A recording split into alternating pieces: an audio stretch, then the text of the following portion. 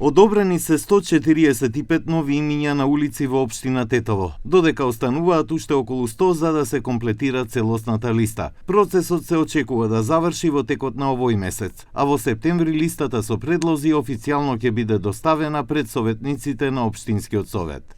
Miratuam edhe fazën e dytë të konfirmimit të emrave të cilët do I bashkangjiten listës finale të propozimeve që duhet të kalojnë në Këshillin Komunal dhe pastaj të dërgohet qeverisë për pëlqim.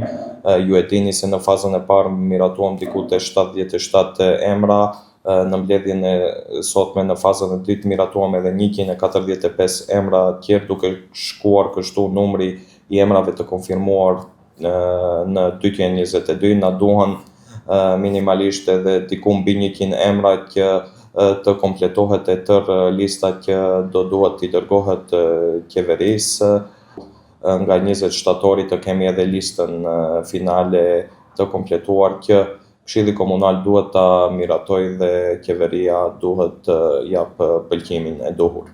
Председателот на комисијата Алби Ќамили вели дека за оваа листа има согласности со коалицискиот партнер на централно ниво, со цел овој повеќе децениски проблем конечно да добие законско решение. Është proces I cili nuk dëmton dhe nuk prek askënd, nuk prek asnjë bashkësi etnike, asnjë komunitet, ashtu siç e ka thënë edhe kryeministri në deklaratat e tij publike se ky proces duhet ecë me kujdes të veçantë. Ne po ecim këtë proces I cili ne besojmë se do të marrë pëlqimin e qeverisë dhe do të vazhdojmë të keqë ky problem shumë vjeçar, një problem të cilin qytetarët e Tetovës. Сепак поседницата реагираше советникот од Албанската лига. Од оваа партија бараат во предложената листа задолжително да биде вклучено името на поранешниот политички затвореник Мехмет Гега.